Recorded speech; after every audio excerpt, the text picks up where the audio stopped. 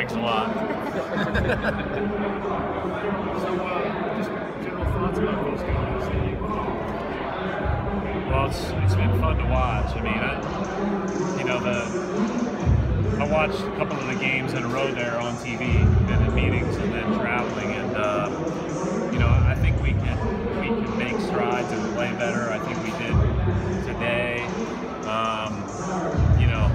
Certainly encouraged by a lot of the things that these guys can do individually, but a lot of them have a long way to go.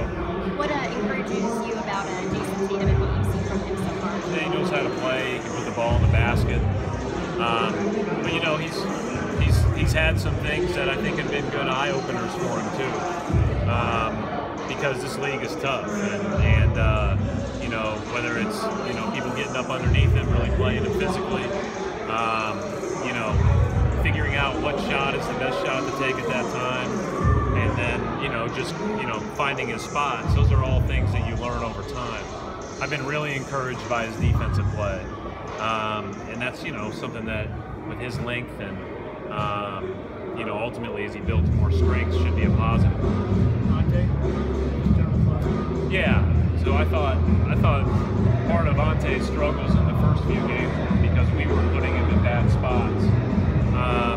I talked to the team a little bit when I got here about, if Ante's got his guy sealed on the block, we have to throw him the ball. If Ante's rolling to the rim, don't throw it at his ankles and put it up in the air. And you saw Demetrius, threw a nice lob pass today and delivered it, and he dunked it. He does a good job, even if you throw a floater up there, of staying in the play and trying to get the rebound. But, it's hard to come in and all of a sudden you've been a roller and a post player your whole life, and we're throwing the ball at 27 feet and trying to be Al Horford. That's not who he is.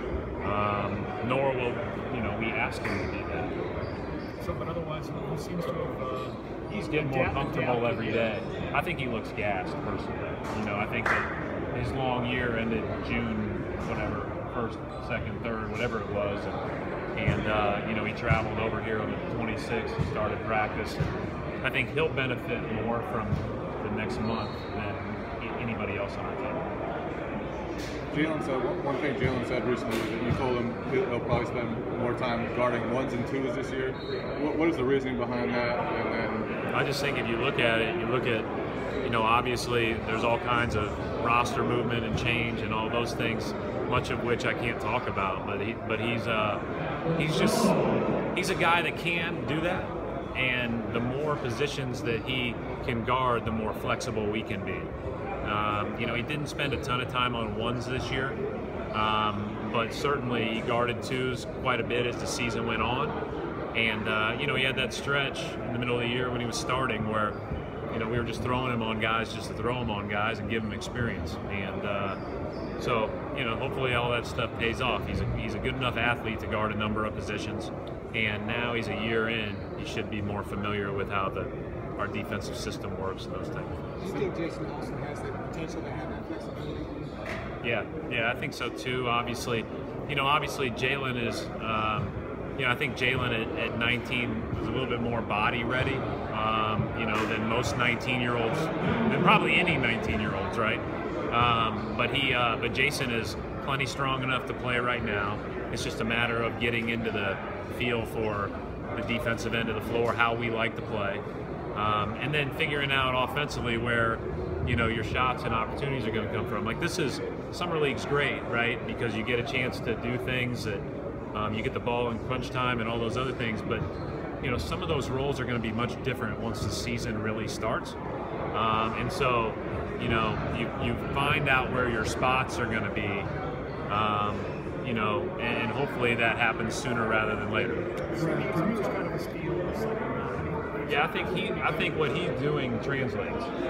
That's the thing with Shemi. Shemi is. I didn't know coming in that he could be matched up on 5s for possessions because of his leverage and his strength. But I thought one of the biggest key to winning the Lakers game was him guarding Zubac and stretching Zubac out. So his flexibility defensively is going to be enormous. I mean, I think that he will compete to be one of our better defenders right out of the gate. Greg, can you talk about Avery? I don't know if I'm allowed to talk about that stuff or not, but I'll you know, when I am, I will for sure. Yeah, I know that's been announced. Yeah. Obviously, and just generally, you know, we have a lot of change, right?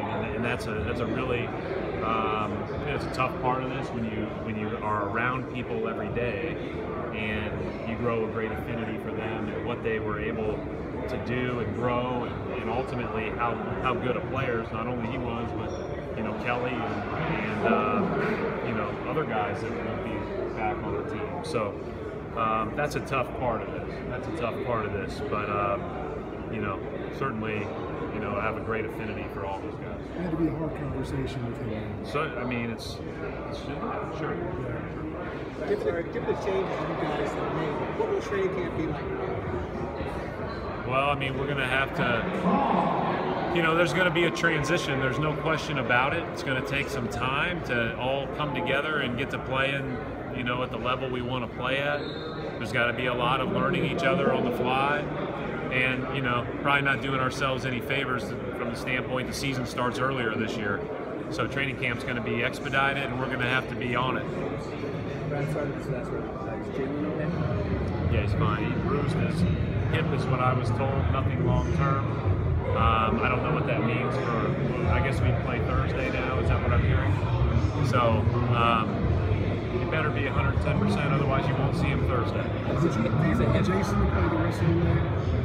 I mean, Jason's going to play as long as he's okay, because I think the experience is good for those guys. But if anybody has anything nearing an issue that could be lingering, we'll set it back. Coach, when you're watching these games, how are you maybe watching them differently than you have in the past, just because you know that some of these young guys have to be a part of this team this season with the moves that have been created? Yeah, I mean, I don't say anything during the games. I'll watch it, and then I'll go back in the film sessions and occasionally pipe in. I mean, you know, after the Lakers game, I just thought that our decision making was really poor. I didn't think, you know, we were doing things that lead to winning when October, November, December comes around, and you know, so I'm kind of looking at it through a different lens. You know, obviously these guys are being asked to do a lot, but we're looking at it for what translates. You know, again, that's why I think that, you know, when we mentioned Chevy's what he's doing is what he's going to be asked to do.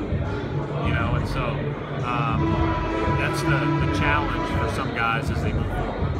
It was an electric atmosphere, Coach, on Saturday night. Of course, it's always great when that rivalry is renewed, really, with the Celtics and Lakers. Your thoughts and reflections on what went down? I was on a JetBlue flight, and the TV I had in front of me looked like it was an electric atmosphere. So, I don't know. I wasn't really paying attention to it. It's pretty cool that I think it talks about where the NBA is, that you have a summer league game and it's sold out prior to the game, and you know, people are jacked up. And my son was here with my dad, and a couple days before I was, and you know, he was talking about it for 2 days. Like, I mean, I'm not sure that I ever really paid attention to summer league games when I was coaching in college. So I think it's pretty cool. It's pretty neat. I think the league's in a great spot.